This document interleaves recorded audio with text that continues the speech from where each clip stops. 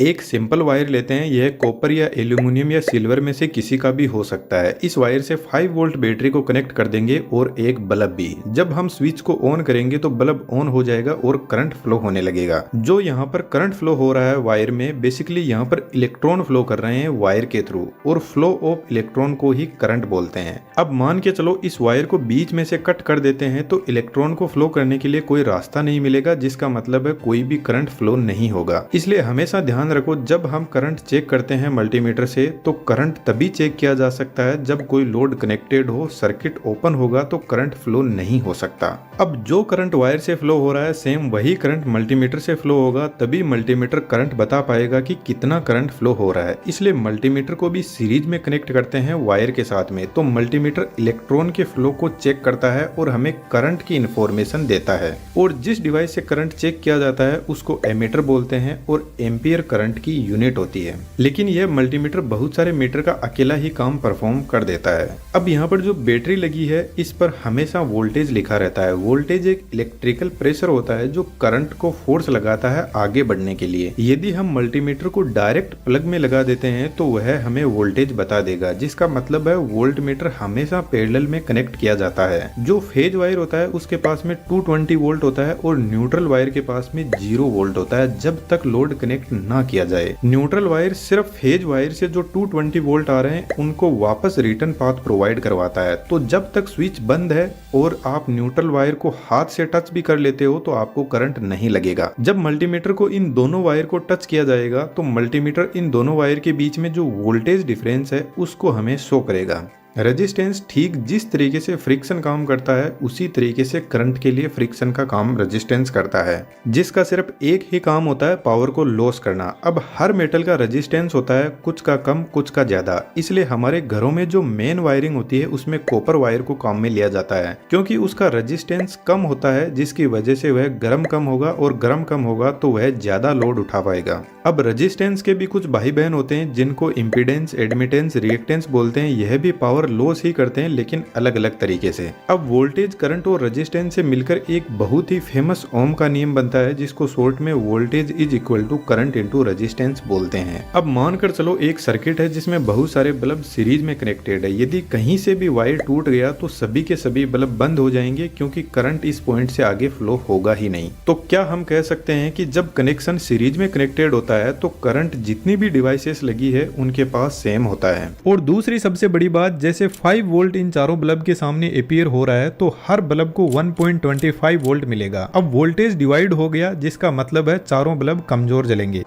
अब इन्हीं बल्ब को यदि हम पैरेलल में कनेक्ट कर देंगे तो इनमें से कहीं से भी वायर टूट भी गया तो बाकी के बल्ब पर कोई फर्क नहीं पड़ेगा, क्योंकि करंट का रास्ता आगे बढ़ने के लिए बना हुआ है। इसलिए हमारे घरों में वायरिंग पैरेलल में की जाती है। इसका सबसे बड़ा फायदा यह भी है कि सभी डिवाइसेस अच्छी तरीके से काम करते हैं, क्योंकि पैरेलल में वोल्टेज सेम रहता है और करंट डिवाइड हो जाता है। अब सबसे बड़ा कंफ्यूजन होता है पावर को लेकर। वोल्टेज करंट तो ठीक है, पावर क्या होती है? बेसिकली पावर वोल्टेज और करंट का प्रोडक्ट होता है। जैसे यह बल्ब 5 वोल्ट का है और जब इसको ऑन करते हैं तो 2 एम्पियर का करंट कंज्यूम करता है, तो इसकी पावर कंजम्पशन हो जाएगी 5 × 2 is equal to 10 watt. Watt power की यूनिट होती है, लेकिन जो डिवाइस रोटेट करती है जैसे मोटर, उनकी power rating mostly horse power में यानी एचपी में होती है। बस कहने का फर्क है, और एचपी और वाट दोनों पावर की ही यूनिट है। एक एचपी में कितने वाट होते हैं कमेंट में जरूर से लिखना। अब यह बल्ब 10 वाट पावर कंज्यूम करेगा, लेकिन कितनी देर में? तो जब यह 1 घंटा ऑन रहेगा तब जाकर 10 वाट कंज्यूम करेगा, जिसको कई बार वाट आवर भी लिख दिया जाता है। जब 1000 वाट होता है उसको हम 1 किलोवाट भी बोल सकते हैं या फिर 1 यूनिट भी बोल सकते हैं। जब डिवाइस को बनाया जाता है तो उसकी पावर कंजम्पशन उसके यूज के हिसाब से सेट की जाती है, जिसका मतलब है पावर फिक्स होती है किसी भी डिवाइस की, हम उसको बदल नहीं सकते। अब हमारे पास में 2 टाइप के करंट होते हैं, अल्टरनेटिंग करंट और डायरेक्ट करंट, जिसकी वेवफॉर्म कुछ इस टाइप की होती है। सबसे पहले अल्टरनेटिंग करंट की बात करते हैं। हमारे घरों में जो 220 वोल्ट की सप्लाई आती है वह एसी ही होती है। इसमें जो करंट का फ्लो होता है वह कुछ इस टाइप का होता है। यह एक साइकिल होती है जो 360 डिग्री की होती है और 1 सेकंड में ऐसी 50 साइकिल कंप्लीट होती है, जिसको हम फ्रीक्वेंसी बोलते हैं 50 हर्ट्ज की। हर्ट्ज फ्रीक्वेंसी की यूनिट होती है। तो जब हमें इलेक्ट्रिक शॉक लगता है तो यह करंट हमें 1 सेकंड में 50 बार ऐसे तोड़ मरोड़ना चाहता है, पर हमारी बॉडी इतना फास्ट मूव नहीं कर पाती है, तो हमें जोरदार झटका लगता है और यह ज्यादा देर तक रह गया तो हम मर भी सकते हैं। मानकर चलो इस वायर में 220 वोल्ट की सप्लाई दी हुई है और करंट फ्लो हो रहा है। अब बात ऐसी है कि करंट हमें आंखों से दिखाई नहीं देता है, बस उसको महसूस किया जा सकता है। लेकिन इस वायर के आसपास में कुछ और भी ऐसा हो रहा है जो हमें दिखाई नहीं दे रहा है। यह 220 वोल्ट की सप्लाई इस वायर के पास में अपना एक फील्ड जनरेट करती है जिसको मैग्नेटिक फील्ड बोलते हैं। आपने बहुत बार लोगों से कहते हुए सुना होगा हाई वोल्टेज लाइन के बारे में कि इसके पास में मत जाओ वरना यह अपनी तरफ खींच लेगी। तो इसके पीछे का रीजन समझ लेते हैं। यह एक स्प्रिंग लोडेड रोड है जो कुछ इस तरीके से मूव कर रही है। इस रोड के दोनों साइड में कुछ हवा के पार्टिकल भी है जिन पर यह फोर्स लगाती है अपने मूवमेंट से। अब यह रोड तो सिर्फ इतनी ही दूरी में मूव कर रही है, लेकिन यदि इस पोजीशन पर हम बारीकी से हवा का फोर्स ऑब्जर्व करेंगे तो हमें थोड़ी बहुत हवा का फोर्स फील होगा। ठीक ऐसा ही अल्टरनेटिंग करंट के साथ में होता है। जब यह वेवफॉर्म इस तरीके से ट्रेवल करती है तो इसके पास में जो एयर पार्टिकल होते हैं उनको यह चार्ज कर देती है, और जब हम उसके पास में जाते हैं तो हमें इस वायर को टच करने की जरूरत नहीं है, दूर से ही हमें इलेक्ट्रिक शॉक लगता है। लेकिन डरने की बात नहीं है, जो हाई वोल्टेज लाइन होती है वही अपने आसपास के एरिया को चार्ज करके रखती है। हमारे घरों में जो सप्लाई आती है वह सेफ होती है। अल्टरनेटिंग करंट का एक और फायदा है, यह इस पॉइंट पर जीरो हो जाता है, तो बाय चांस हमें इलेक्ट्रिक शॉक भी लग गया तो हम इस पॉइंट पर छूट जाते हैं। अब एसी सप्लाई भी दो टाइप की होती है, सिंगल फेज और 3 फेज। हमारे घरों में सिंगल फेज सप्लाई आती है जो 220 वोल्ट की होती है, जिसमें एक फेज और एक न्यूट्रल वायर होता है जिसके झटके हमें लगते ही रहते हैं। लेकिन 3 फेज सप्लाई 440 वोल्ट की होती है जो बड़ी मशीनें जैसे बड़ी मोटर उनके लिए होती है या फिर सलमान खान के लिए होती है, क्योंकि सलमान खान की सुल्तान मूवी का एक गाना है लग गए 440 वोल्ट छूने से तेरे, जिसका मतलब है सलमान खान 3 फेज सप्लाई की बात कर रहे थे। अब 440 वोल्ट से जितने ज्यादा भी वोल्टेज होते हैं जैसे 11,000 वोल्ट, उनको शॉर्ट में 11 केवी लिखते हैं। इसके ऊपर 33 केवी, 400 केवी, 765 केवी, इनका डायरेक्ट यूज कहीं पर नहीं होता है। इस हाई वोल्टेज का यूज सिर्फ लॉसेस को बचाने के लिए किया जाता है, क्योंकि हमारे घरों से पावर स्टेशन बहुत ज्यादा दूर होता है, तो इतनी दूरी तक इलेक्ट्रिसिटी ट्रेवल करके आएगी तो रास्ते में बहुत सारी लॉस हो जाएगी। इसलिए वोल्टेज को हाई वोल्टेज पर स्टेप अप किया जाता है ट्रांसफॉर्मर की हेल्प से। अब बात करते हैं डीसी सप्लाई की। डीसी सप्लाई का करंट कुछ इस टाइप का होता है जो एकदम कांस्टेंट होता है। हमारा स्मार्टफोन, लैपटॉप, इसके अलावा जितने भी इलेक्ट्रॉनिक्स आइटम होते हैं वह ऑलमोस्ट डीसी सप्लाई पर चलते हैं। अब इसकी वेवफॉर्म एकदम सीधी है, जिसका मतलब इसमें कोई फ्रीक्वेंसी नहीं होती। फ्रीक्वेंसी नहीं होगी तो इसके पास में कोई मैग्नेटिक फील्ड नहीं होगा। मतलब मैग्नेटिक फील्ड तो इसके पास में होता है, लेकिन जब वायर एक मैग्नेट की तरह काम करेगा सिर्फ तभी।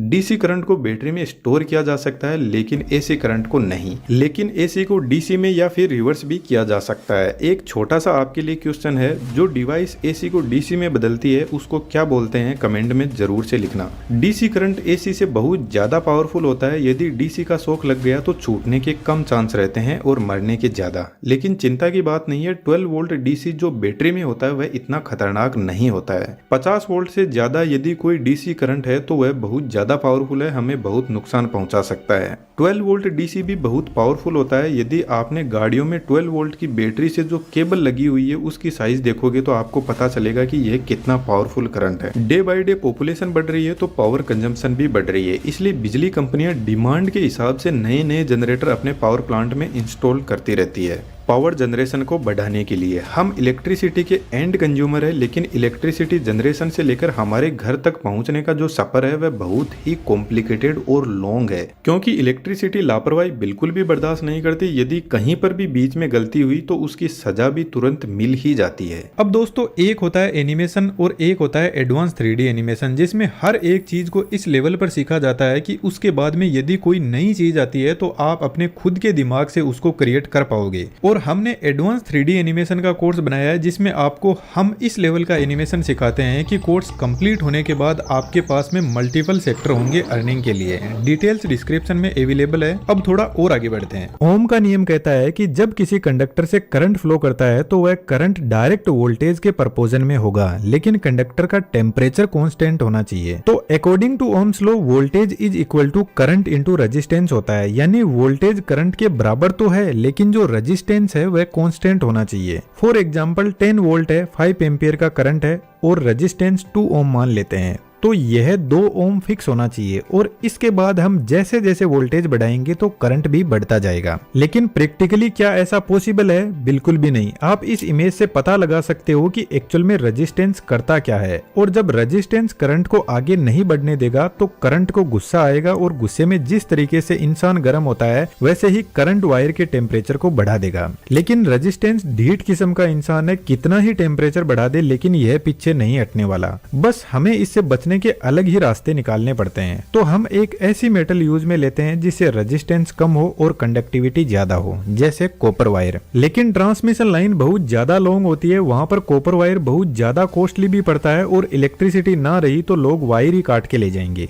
आपको पता है पावर फिक्स होती है, उसको बदल नहीं सकते, लेकिन वोल्टेज और करंट पावर के ही सुपुत्र है, इन्हीं से पावर बनती है। थोड़ा आसान एग्जाम्पल से देख लेते हैं। जैसे ये जनरेटर 100 वाट पावर जनरेट कर रहा है तो 50 वोल्ट हो जाएंगे और 2 एम्पियर करंट हो जाएगा और टोटल हमें 100 वाट मिल जाएगी। अब हम चाहें तो करंट को 4 एम्पियर करके वोल्टेज को 25 कर सकते हैं, पर पावर फिक्स रहती है क्योंकि जनरेटर एक मैकेनिकल डिवाइस है। यदि इसकी कैपेसिटी हमें 100 वाट से ज्यादा बढ़ानी है तो हमें इसमें मैकेनिकल चेंजेस करने होंगे। अब धीरे धीरे थोड़ा लेवल बढ़ाते हैं, आप भी अपना फोकस बढ़ाइएगा। यह जो 100 वाट है ना, यह एक्टिव पावर है, ओरिजिनल पावर कोई और ही है। तो इस पावर के भी पिताजी है और उनका नाम है एपेरेंट पावर, या फिर एक्चुअल पावर, या फिर रियल पावर भी बोल सकते हैं। कंफ्यूज नहीं होना है, बहुत आसानी से समझेंगे। यदि आप किसी ट्रांसफॉर्मर या फिर बड़े जनरेटर के पास में जाओगे तो उसके ऊपर कभी भी पावर नहीं लिखी रहती है, उसके ऊपर रियल पावर लिखी रहती है। बड़े जनरेटर के केस में जैसे 1500 मेगा वोल्ट एम्पियर है, वोल्ट एम्पियर इस रियल पावर की यूनिट होती है।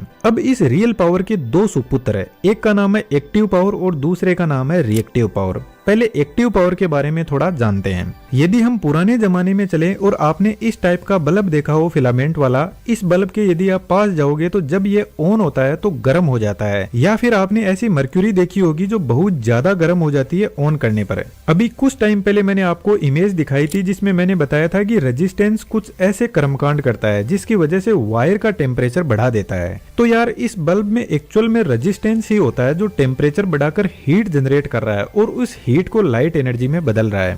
तो यह जो बल्ब है ना, इसके अलावा भी heater, toaster, oven and coffee maker, iron, यह सभी हीटिंग से ही अपना काम करते हैं। तो इन सभी को बोलते हैं रेजिस्टिव लोड, और यह सिर्फ और सिर्फ एक्टिव पावर ही कंज्यूम करते हैं। कहने का मतलब एक्टिव पावर एकदम क्रीम होती है, उसी को खाते हैं। और इस एक्टिव पावर के सुपुत्र वोल्टेज और करंट होते हैं जिससे यह काम करते हैं। अब हमारे घरों में इस टाइप के लोड बहुत कम अवेलेबल होते हैं क्योंकि इन लोड से हमारे सभी काम नहीं हो सकते। तो कुछ अदर लोड भी हमारे पास में होते हैं जैसे induction motor, washing machine, air conditioner. और यह जो लोड है ना, इन सभी में मोटर लगी रहती है और मोटर में कोयल होती है। इस कोयल को हम इंडक्टर भी बोलते हैं। और यह जो कोयल होती है ना, इसमें थोड़ा बहुत रेजिस्टेंस भी होता है जिसकी वजह से जब मोटर चलती है तो गर्म भी होती है। इसमें जो रेजिस्टेंस होता है ना, उसको बोलते हैं रिएक्टेंस। अब आप बोलोगे यह क्या बला है? इस बला को तो हम बाद में देख लेंगे, बस इतना ध्यान रखो कि जो इंडक्टर वाले लोड होते हैं ना, उनको इंडक्टिव लोड बोलते हैं। चलो इसको थोड़ा बाद में समझते हैं। मैं आपको असल में बताता हूँ कि रिएक्टिव पावर क्या होती है। जब आप कोल्ड ड्रिंक की बोतल ओपन करते ही उसको गिलास में डाल देते हो तो आप देखोगे कि उसमें कोल्ड ड्रिंक तो नीचे बैठी हुई है और ऊपर की तरफ बहुत सारे झाग बने हुए हैं। क्या इन झाग की हमें जरूरत है? बिल्कुल भी नहीं। तो फिर ये बने कहाँ से? यह बने इस कोल्ड ड्रिंक की वजह से। तो जो कोल्ड ड्रिंक है वह एक्टिव पावर है और यह जो झाग है यह रिएक्टिव पावर है। तो जो मोटर होती है ना, वह एक्चुअल में एक्टिव पावर को भी खाती है, लेकिन थोड़ा उसको रिएक्टिव पावर का भी सेवन चाहिए। इसलिए जनरेटर रियल पावर जनरेट करता है कि भैया जिसको जो खाना है खा लो, पर मेरा सर मत खाओ। लेकिन यार इंजीनियर एक ऐसी प्रजाति है जो चैन से नहीं बैठेगा। उसने बोला कि मेरे को तो इस रिएक्टिव पावर की जरूरत ही नहीं है। तो इंडक्टर के सामने उसने लाके खड़ा कर दिया कैपेसिटर को। और कैपेसिटर भाई साहब रिएक्टिव पावर का दुश्मन होता है। वह सिर्फ कोल्ड ड्रिंक वाले झाग को ही पीता है और साथ में चुपके से थोड़ी सी कोल्ड ड्रिंक भी पी जाता है, पर इतना तो हम एडजस्ट कर ही लेंगे। अब थोड़ा सा एक कदम आगे चलते हैं। जो रियल पावर है ना, वह एकदम बैलेंस पावर है और रियल पावर अपने सुपुत्र एक्टिव पावर से ही ज्यादा प्यार करती है। वह नहीं चाहती कि यह जो रिएक्टिव पावर है वह आए, लेकिन क्या करे, नेचर का नियम है, ओपोजिशन होना जरूरी है। पोजीशन के बिना कुछ काम होता नहीं है सही से। तो फिर रियल पावर ने क्या किया, एक पावर फैक्टर नाम का एजेंट बनाया स्पेशली रिएक्टिव पावर को सुधारने के लिए, क्योंकि प्रॉब्लम रिएक्टिव पावर खड़ी करती है। यह कुछ पावर को वेस्ट कर देती है और एपेरेंट पावर चाहती है कि वह पावर वेस्ट ना करे। अब जब मोटर चलती है तो वह एक्टिव पावर तो कंज्यूम करेगी ही करेगी, वह तो फिक्स है, लेकिन रिएक्टिव पावर को भी कंज्यूम करेगी। और रिएक्टिव पावर पावर फैक्टर की टांग खींचती है और अपने पलड़े को भारी कर देती है, जिससे पावर फैक्टर डाउन होने लगता है। तो हम बोलते हैं कि पावर फैक्टर लेग कर रहा है, यानी लेगिंग पावर फैक्टर है। और यह वोल्टेज को कम कर देता है, और वोल्टेज कम होगा तो कोई भी इक्विपमेंट सही से काम नहीं कर पाएगा। तो पावर फैक्टर वापस बैलेंस करने के लिए कैपेसिटर को लेकर आता है, और यह जो रिएक्टिव पावर टांग खींच रही थी इसको बैलेंस करता है।